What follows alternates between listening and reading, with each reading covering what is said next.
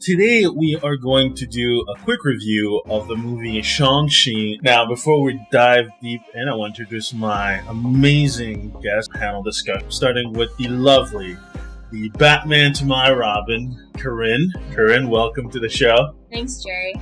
Man of a million jobs, St. Paul himself. Brett, welcome to the show.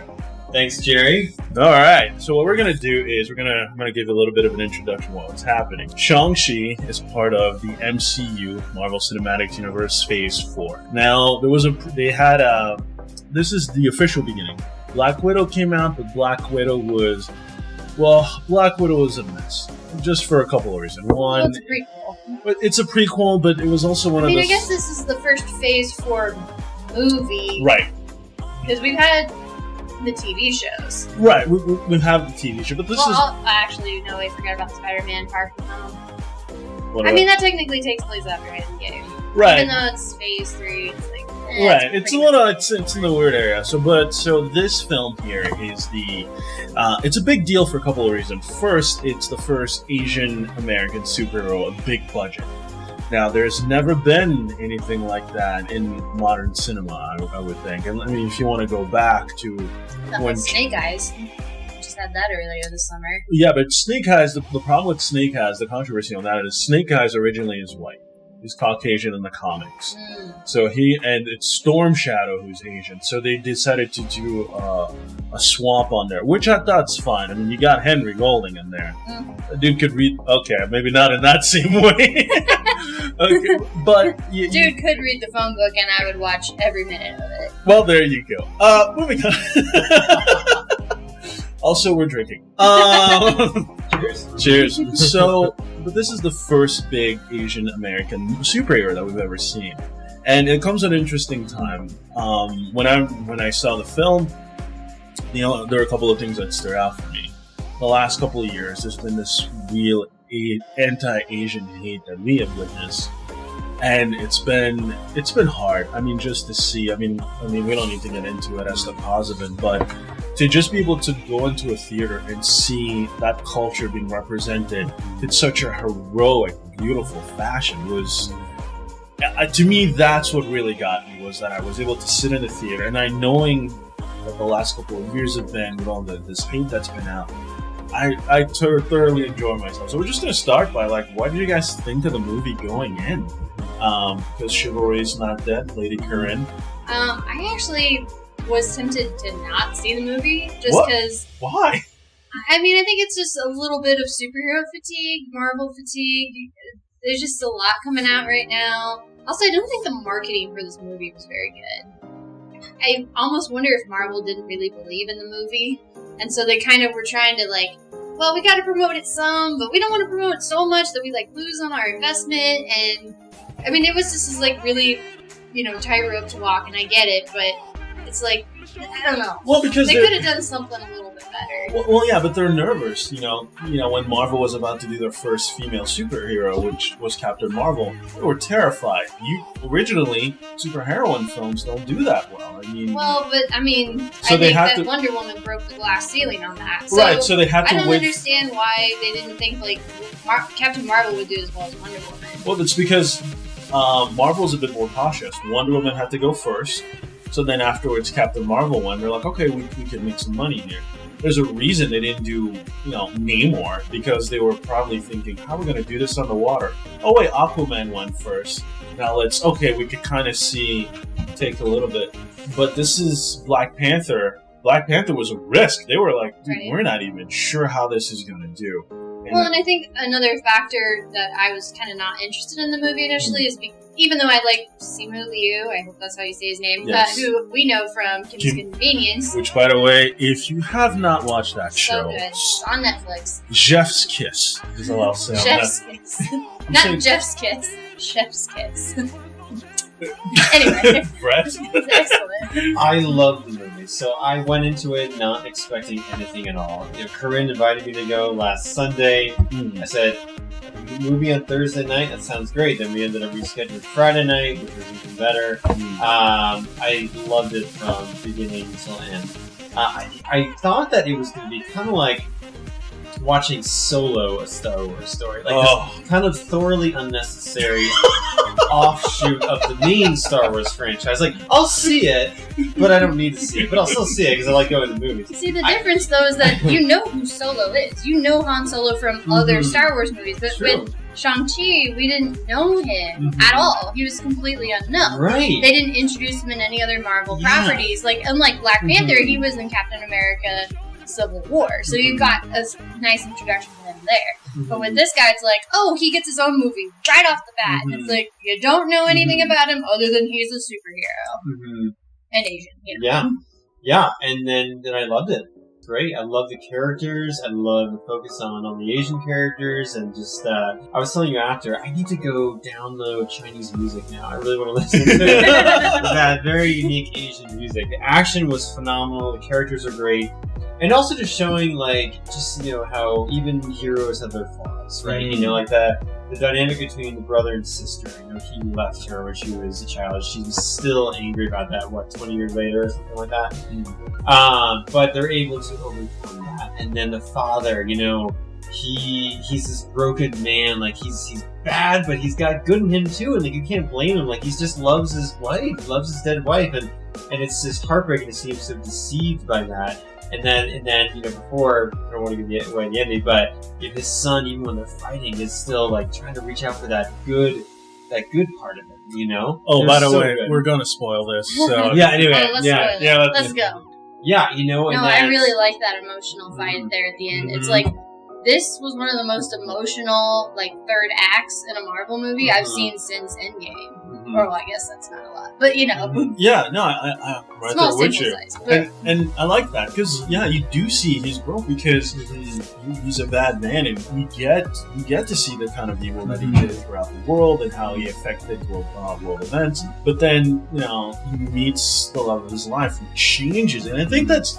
That sequence is so good. I was telling Brent before we got here. The close-ups of their faces. Just the music, the fight choreography is just perfect. And I made sure when I went to see it the second time, I'm like, I gotta get there in time to watch that scene. Like, I think that was the scene where I was like, okay, I'm on board with this movie. Like, full stop. Like, I am here. You know? And you know what was... It felt like I wasn't watching a Marvel film. I'll be honest. As I was watching, especially... that fight scene, it's just, you have a broken man who's this monster through the world's eye, who meets this woman who changes his life. I know in some... It felt like a Chinese fantasy movie. It felt like a Chinese fantasy, but I think even when you speak of just, you know, the role of women in this film could not be understated. Because of her, he changes. Like, he changes. He actually... What's even interesting is because of that change, he becomes vulnerable. You know, he becomes vulnerable, he lets his guard down, and his enemies take that. And it does speak in some ways, just in terms of how men are, especially when you allow yourself to be vulnerable, to feel. And just watching that he was vulnerable, that led to a tragedy, and then watching him harden back up. Everything about that character is just like, and all I could think about is... You could also read that the other way, in that she gave up her superpowers to be with him. That's the other thing. She did give up her powers. And so then when the bad guys come to kill her, she can't fight them off like she could have if she was in Talo. Okay, I did count I was counting the bodies. There was like at least 20 guys. Nice. So I knew she killed like a lot of them, or at least incapacitated some. But yeah, she was fearless when she saw the odds coming. The close up on her eyes, where you just she realizes, okay. And all I could think about was, if I could pick the number one reason I love this movie, it's because it punches Iron Man 3 in the face. You all know, Brett, you've known me long enough to know how much I hate that movie. Sure. I guess it's nice to tie back in to the whole lore of like the Mandarin and how this is the actual Mandarin and this is the actual Ten Rings. But it just felt really shoehorned in. Trevor. His whole thing. I'm glad they didn't spend more time on him, because he was a little exhausting. There were a couple of themes that I thought were interesting, which is direction and purpose in the film, which I thought the movie really went out of its way to aim for that, especially with where we are in the world right now, this anxiety of just between men and women in our lives. It's like, are we good enough? Are we moving towards anything? And I felt there was a couple of So there was direction and purpose and identity.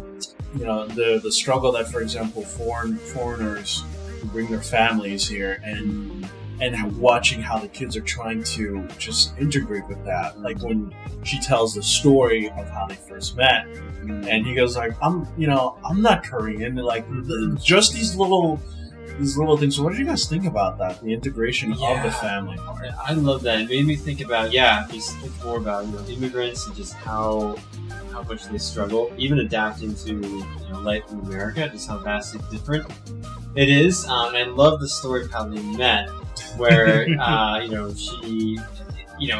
he was about to be hit by a bully, something like that, and she just interrupted and started singing Hotel California or something.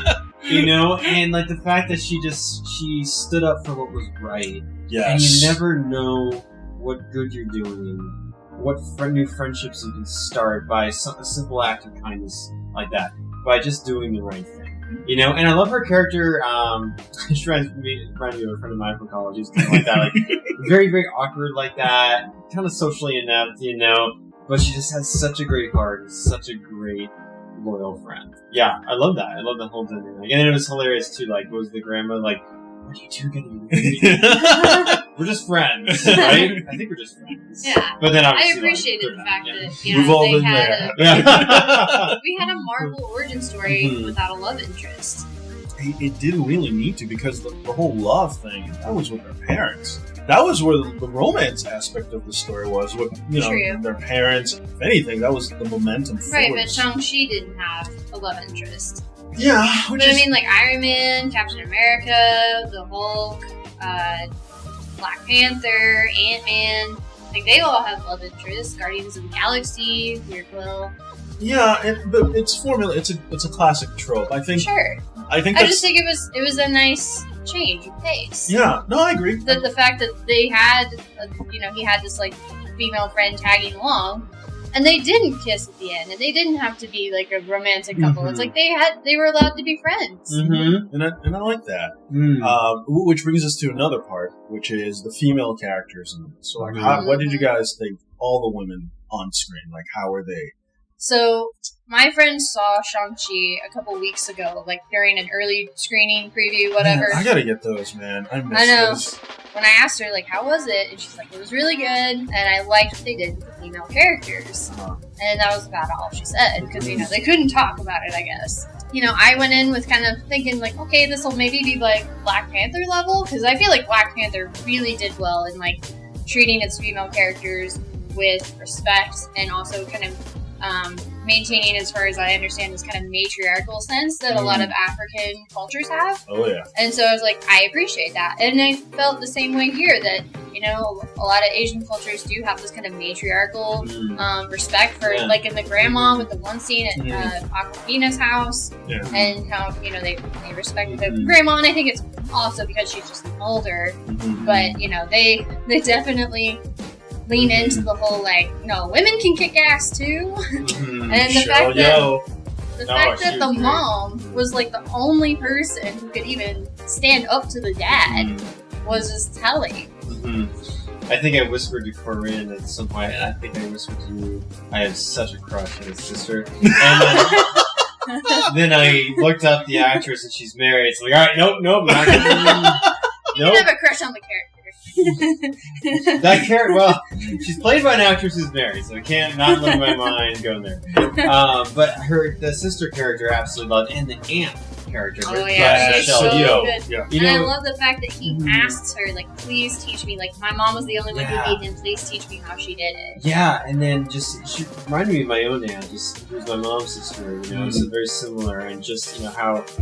Who has a similar personality to their mom, and just relate to them, and just loves them, cares about them. I love that. And then she kind of gives her nephew some tough love. She says something like, just let it go, whatever it was, let go of your anger, or whatever it was. Like, that was cool, too.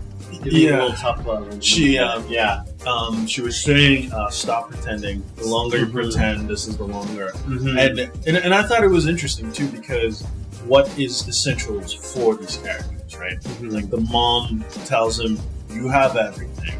You're a mixture of me and your dad, and like they're just saying, like, no, you've got everything. And I love the fact that, she is a badass, but she's also a mom. And of course, her first instinct when those bad guys showed up is like, my children have nothing to do this. Right. I love that scene. And then she kicks ass. Which I would have really. I want to see the cut of that. I know. Like if there's an extra like a director's cut, please just show me that. What I liked about the women in this, the ones who are older, they were reaffirming who the characters were, where they come from, and then give them direction. Right. So something that Michelle Yeoh's character is like, stop pretending. Which goes. I was thinking about his sister when she said, as America made you weak like soft. There's a feeling that your identity, one of the things about the American culture is it deludes individuality. Like, you're not unique anymore. Like, you become like everyone else, which is like, he's just, and their parents are seeing like, no, you can do more than that. When she says, well, I became a lawyer, it's like, I became this. There was this feeling that when they moved here, they lost, they ran away from their past and in some ways also their culture. They found themselves here and it felt diluted. Like they weren't able to figure out who they were. They almost had no direction. Then they go to Talo. They go there, you have the old woman who says, if you aim at nothing, you will hit nothing. I like that. That was great. Yeah, and I'm like, it's like that saying, I don't know who said it. It's Lombardi or something, I don't know. Yeah. Like, you miss 100% of the shots you go to. Oh, Wayne Gretzky. Wayne Gretzky, of course. Vince Lombardi, Wayne Gretzky. Michael Scott. Michael Jordan, Michael Scott, yeah, exactly. They all said it at one time. They all said it, similar kind of message. I love the fact that this movie, we find Shang-Chi and he's come from such a place and such a background where so much of his identity is like him running away from his dad.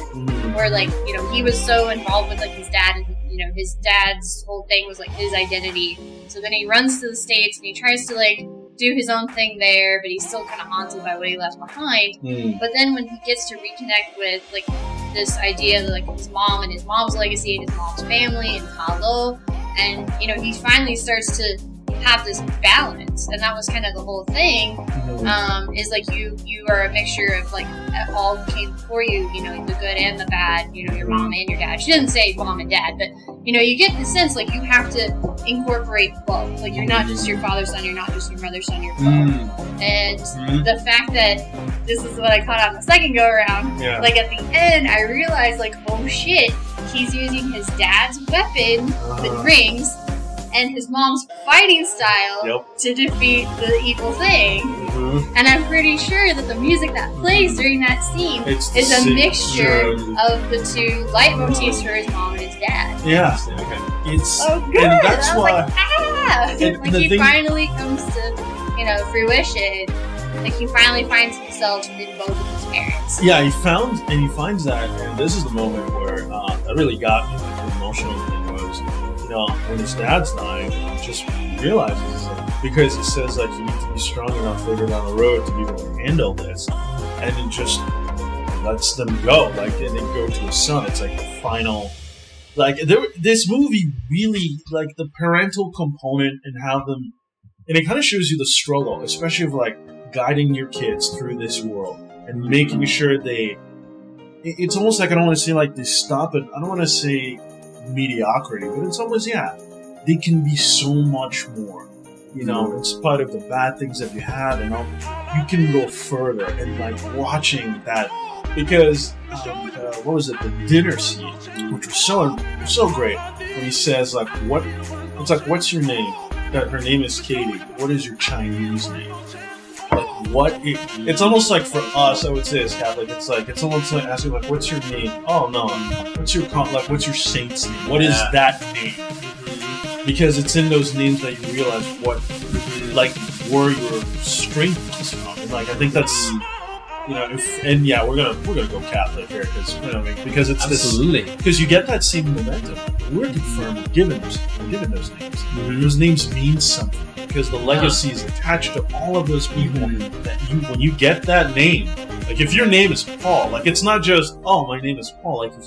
if you're named after St. Paul, it takes you to the name, what that person is. Yeah. It's not just it's not a name just given. And I love that. Like what? Well, I think even the dad says something like names are sacred. Names are sacred. And the fact that his wife was the only one who called him by his Wen name. Wu. Yeah. Yeah. My confirmation scene was David. And it kind of happened randomly. That's the story for another time. But, and Random. Years later, I kind of had a King David moment in my life, except for murdering someone. That I did not. We do have to be very specific. I did not murder anyone. And I never will. And I was like struggling to forgive myself and all this stuff, and I feel like it came from prayer. It's like God said to me, "Yeah, why do you think I gave you that name, David? You're David. Like that's you. It's a source of comfort for you, you know." Yeah. Anyway, what are your names? Ladies first because chivalry's not dead. And there's a reason for that. Mine is Joan of Arc. Oh, nice. Oh, I can see that. I could totally see Warrior Saint. Yep. You are a tough girl, so I can see that. Mine is And then died at 19. Oh, God. That didn't happen. other than that part. Mine is St. George. Oh, nice. That's Slaying the right. Dragon. I love that the so. That's one totally you. Yeah. Yeah, because you have the icon that you got at the Greek festival. Yeah, because I went to the Greek So festival, great. and me and Corinne went to the Greek festival, and I'm like, do you have the St. George? I go, yeah, so it's over here. That's not Oh my exact same. gosh, yeah. The Byzantines love St. George. They They're the do. Greek word that marks everybody. I think everybody loves St. George. Of course. But yeah, and I love that, and that's what this movie just felt. They kept having layers that made you understand why certain things are important. Which brings us to we've got about two or three sections left. A good part of this movie, they spoke Chinese, which I absolutely They love. spoke Mandarin. Was it Mandarin? Mandarin believe so. Chinese, or was it? Yeah, 'cause they talk about it like Mandarin. Yeah. Well, Mandarin and Chinese. And if you guys Mandarin know, is the main Chinese dialect. oh, okay. Well, if you guys know in the comments, let us know. But I love that. The fact that a good chunk of the movie was them, and I every time they spoke, yes, like it's just so refreshing to see because it takes us completely away. It's a different culture, and this is and there are heroes in that culture. Like I was just blown by it. What do you guys think of that aspect of I it? thought it was cool. I actually thought the whole movie was in Mandarin with subtitles, and then when it went to English, okay. I thought the whole thing was going to be. Oh, the English part threw you off. I mean, so when they get to Talo, and then somehow everybody can either speak or at least understand English, and I'm like, how did that happen? It's a Don't they live in magical world. Don't they live in another reality or something? They had a foo dog in the background, which is the giant lion dog. Yeah, As that soon was awesome. as I saw that, I'm Oh, like, did you notice the Nine Tails? I yeah. was like, this has little mini albino piranhas. I was with my friend as we went to go see it, and she goes, as soon as they get into Tala, it's like, and she just said like, uh-oh. I'm like, what? It's become Pokemon because like all the creatures are like, oh, I'm like, well, that's ruined. So yeah, I thought the sound was good. So now we get. It was funny because I've been watching a lot of stuff in Chinese for some reason, like other movies and TV shows. So hearing more, I'm just like, what is happening? Like, am I trying to just subconsciously learn Mandarin or something? I don't know. I'd be down for that. Music was so great, the voice was great, and then we get to what we all wanted: the fights. Oh yeah. Oh my gosh, dude. Okay, what's your favorite? I read something online that they tried to take inspiration from a lot of Jackie Chan movies and Jackie Chan the bus fights. scene. The bus scene for sure. That felt very much like a Jackie Chan fight, especially the part where he sits down next to the lady and he waves. And he like, takes, hey, sorry about or that. when he takes the jacket. Yes. That was from, I'm gonna say Rush Hour? I don't know. But that was a great fight. I love that one. The one on the scaffolding, I was like, I don't like heights. This is a little. But I do like the part at the very end where he's fighting the dude in the kabuki theater looking mask. Oh, that's the death dealer. Sure. They never said who he was or why he was important. No, he's just death dealer. Yeah, so in the comics, in the Shang-Chi, Master of Kung Fu, the comic, the death dealer was just. Anyway, that fight special was henchman. really, really good because they are just moving so fast, and I'm like, props to the acting, the choreography, the stunt people, everybody Brad involved. Allen. So good. The guy who died was Brad Allen. He was one of the big time in martial arts choreography. Big time. What about you, Brett? What's your favorite fight scene? Probably at the end when they're fighting the massive dragon, and his friend takes that one super lucky shot and he gets it. Yeah. And that she was great. shoots it from like half a mile away. Yeah, I know. But you know, it's a movie. Yeah. But the bus scene was great, especially because he's been hiding this strength of his all these years. He could have used that anytime he wanted, like when he was picked on in high school or whatever. Right. He could have used that strength and been, the coolest, strongest guy. Oh, that's right. But he didn't. He chose to, to hide it. Well, maybe he would have, but then Katie intervened, so he didn't have to. It's true. Maybe.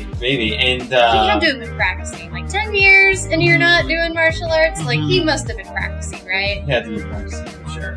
That was just great. Casually. Just choreographed so well. It was funny, too. Like, okay, I like tell how me what's going on. Some of the people that he knocks down initially get back up. Because that's something that always bothers me about fights. Is like, no, they get hit one time and then they just like go down for like 10 minutes. And you never hear them again. It's like, sometimes people get back up in fights. Or the moment he fights the bearded bald guy with like the one hand or something. Razor fist? Yeah, razor fist. And then they're fighting the boss, and later, I forget what exactly is going on. I guess they're training or something, and they're like, oh, we should work together. And he finally admits, like, to checks, like, yeah, maybe we should work together. Like, that was cool.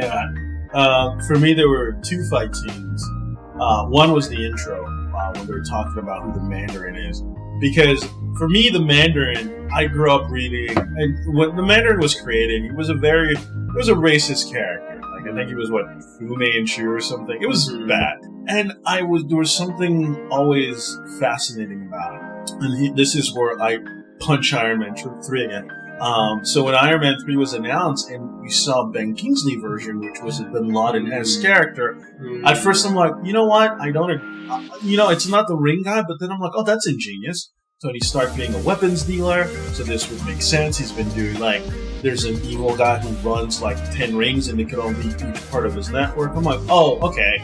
Totally makes sense. I was okay with that. And so when I went into the theater and realized that I had been duped, and I remember just leaving that theater being beyond angry. But then watching, first of all, they redesigned the way the rings are. They're no longer on his fingers. They were like these bracelets.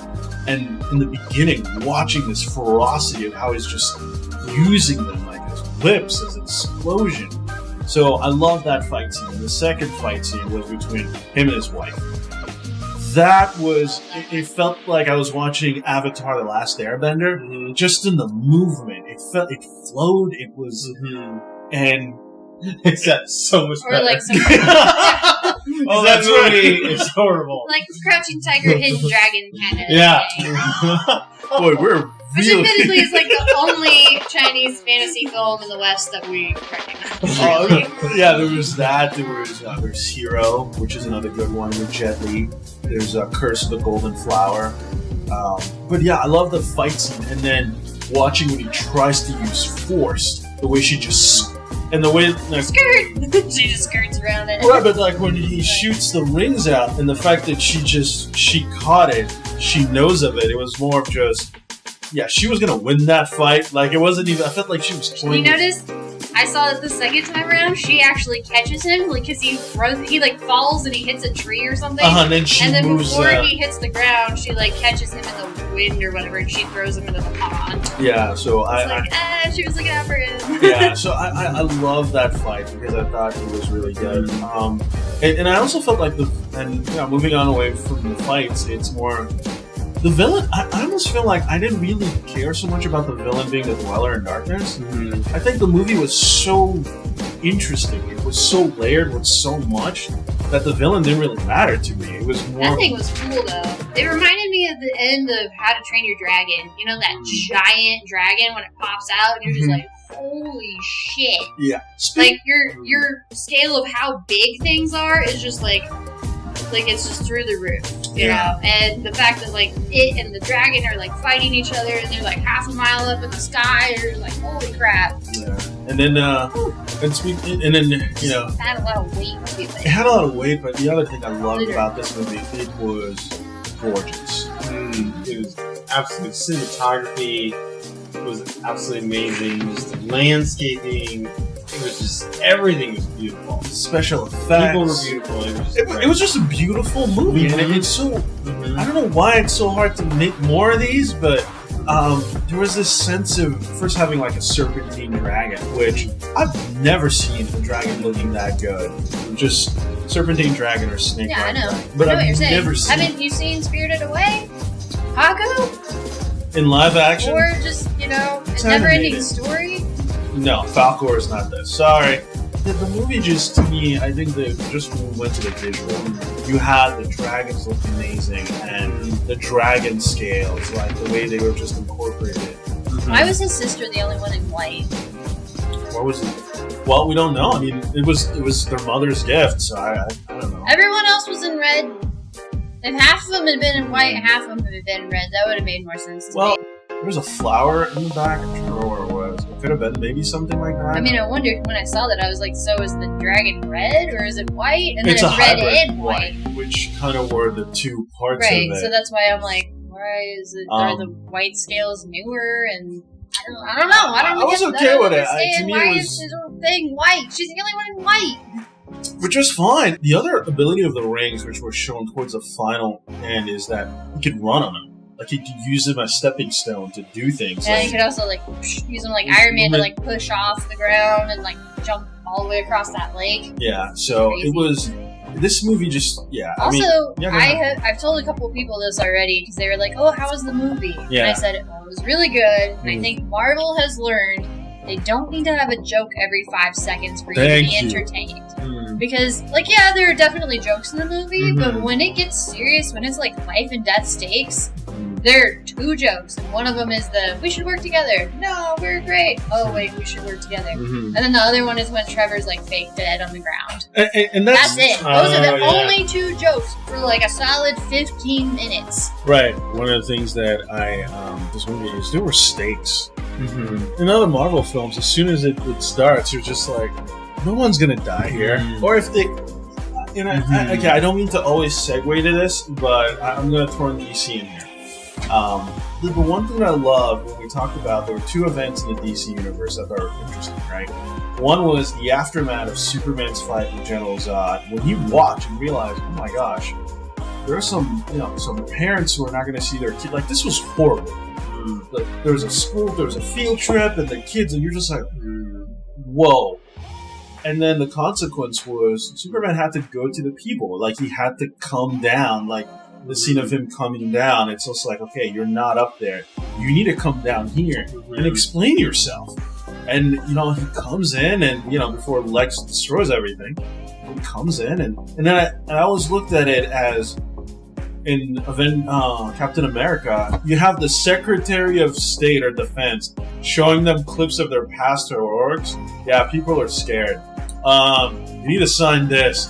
Like, That's why I love the hissy for the how it should have ended for Captain America Civil War. It's like, just cross this out and say the Tony Airport. Right, because there was never that sense of weight, but in this, not only do you see the lives that are lost, when the guy who taught her how to shoot a bow, he's killed. Like, he's essentially just killed, and then Mongo, which, fun fact, he was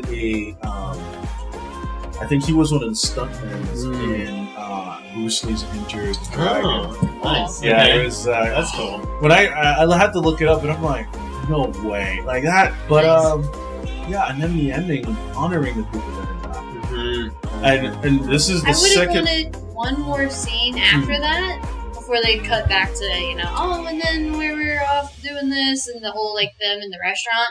I wanted a scene where they're talking to their aunt about, like, you know, great to see you, we gotta go off and do whatever, please come back anytime, you know. What's, like, the fallout from that, you know? Are they gonna come back to the village, or, you know?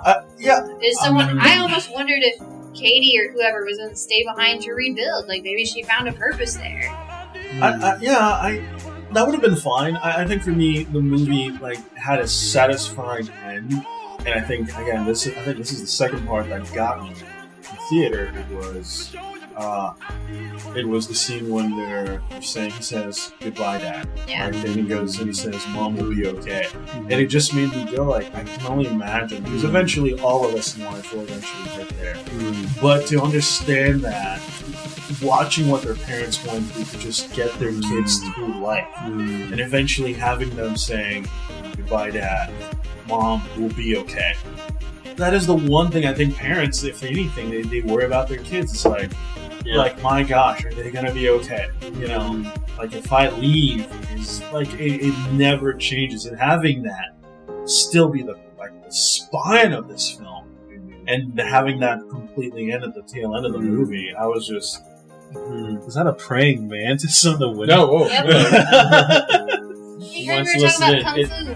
It's seen the movie. It saw the movie too. Yeah. Anyway, so that's where I'm wrapping mine up. But yeah, Brett, what final thoughts on the film? Yeah, loved it. Loved the whole thing. Loved the characters, loved the acting, cinematography, just everything about it. It was great. Themes. Definitely recommend it. Go see it. See it twice, because why not? Yeah. One thing I'm wondering about is the ending, because Kurt and I were like, she was villain? Because I'm like, I hope not, because she's super cool. And like, they work together, like, don't pick up a villain. So I thought, well, maybe she's going to be like the female Loki, who was like, sort of your friend, not your friend, we don't really know. You know what I mean? Kind of like Guardians of the Galaxy. Yeah, where she kind of does what she wants, which might be good, might be bad. So maybe, I don't know. I mean, they like to end with that cliffhanger, right? Yeah. So that was very I overheard some people in the theater today saying something about how they think there might be a TV show. Oh, interesting. Her Okay. and the Ten Rings. Okay. Which would be interesting. Yeah. Karen, final thoughts? It's really good. I also enjoyed it the second time around, so it definitely has a rewatch value. Yeah. And like I said, just like that last fight scene just really drives home just what a great movie this is, and just how everything comes together really well. And I am curious to see, how Shang-Chi is going to interact with the Avengers. That'll be kind of cool. And so yeah, it's a really good movie. Yeah, and then we're just wrapping it up. It's a great movie, fantastic. I was surprised.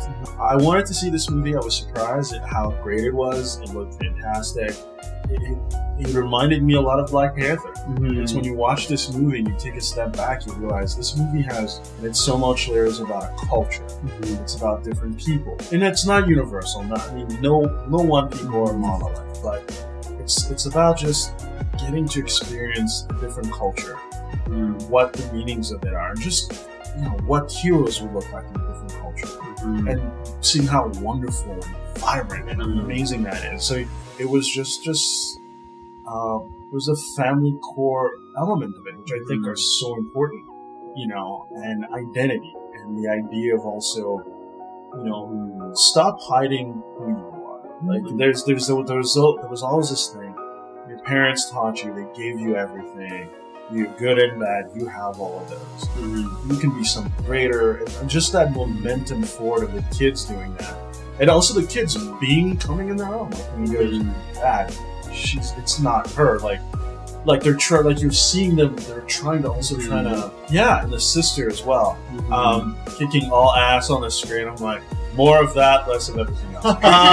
And with those infamous words, and that's gonna bring it to an end. And thank you all for listening. We'll definitely do more of these. I believe the next film we have is probably Eternals, which will be the next movie that we'll get together and talk. Who knows? There might be another film that we just fall in love with and talk about that. I'm going to think. Dune. Oh my gosh, Dude! Next month. You've heard of Dune, right? Dude? Dune. Oh, Dude. That's a movie, dude? Is it Marvel? Dude. No. No, look it up. I promise I'll look it up. Dude, the movie. Well, we've had Dude, Where's My Car? This is a prequel. No. Just called Dude. Yes. Tune in next week as we watch Dave Bautista, Jason Momoa, Zendaya, Timothée Chalamet in Dune. But anyway, so I'm going to say thank you to my guest, Brett. Thank you for being part of. Absolutely, this is great. This Can't is wait for the fun. next one. Batman. Thank you for being here. I know Gotham is there's a lot going on. Thank You're you. welcome, Smallville. All right. With that said, thank you, and until next time, bye. Bye. Bye bye.